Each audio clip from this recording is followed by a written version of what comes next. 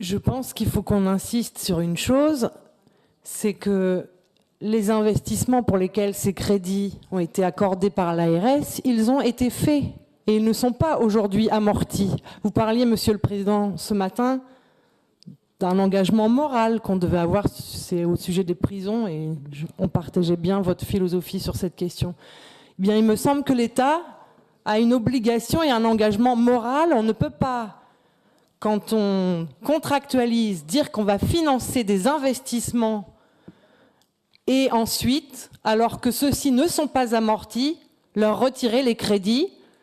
Je pense qu'il faut refuser de manière absolument catégorique que ces 25 millions d'euros soient supprimés. Parce que, je vais peut-être être un petit peu plus radical que vous, pour moi la question, ça n'est pas seulement, et pour nous la question, ça n'est pas seulement que les uns fassent des efforts pour payer les restructurations des autres entre la Haute et la Basse Normandie.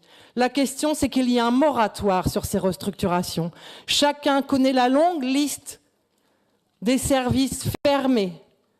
Chacun connaît la situation des hôpitaux, du CHU jusqu'aux hôpitaux de proximité. Sébastien Jumel dit tout à l'heure, en citant un médecin, situation proche de l'insurrection. Monsieur Lefranc, je pense que parmi vos collègues, il n'y en a pas beaucoup et pas très souvent qui tiennent ces discours-là.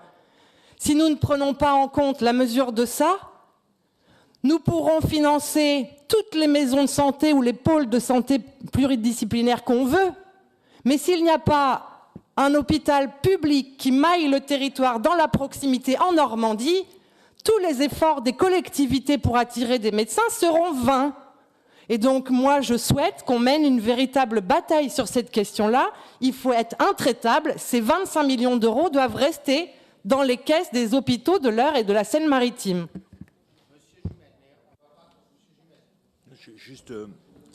On ne va pas prolonger le débat pendant 3 heures. Non, mais pas pendant 3 heures, mais c'est quand même un sujet très important. D'abord, en notant les propos d'Estelle Grelier,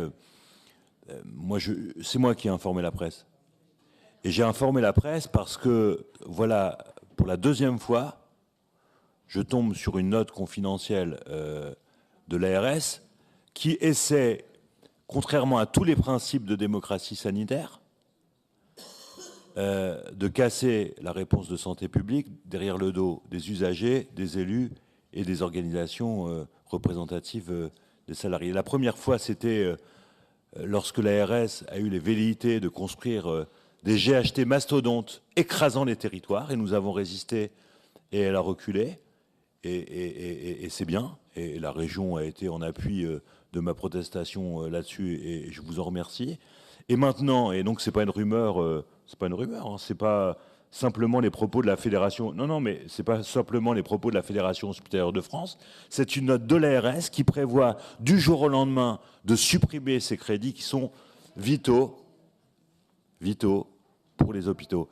Je prends l'exemple de Dieppe. La suppression de ces crédits-là, Valérie Garot a parlé de la prise en charge des personnes âgées dépendantes. La suppression de ces crédits, c'est la remise en cause de la restructuration phase 2 du Château Michel à Dieppe. La suppression de ces crédits, c'est la mort assurée de l'hôpital de Eu.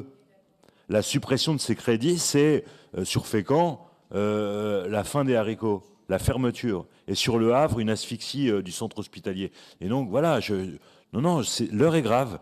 Et donc, si on résiste en rang serré, tant mieux. Moi, j'ai pris le soin, Céline aussi, de mettre ça en cohérence avec la loi de financement de la Sécu, parce qu'à un moment donné, il y a le pouvoir discrétionnaire des ARS.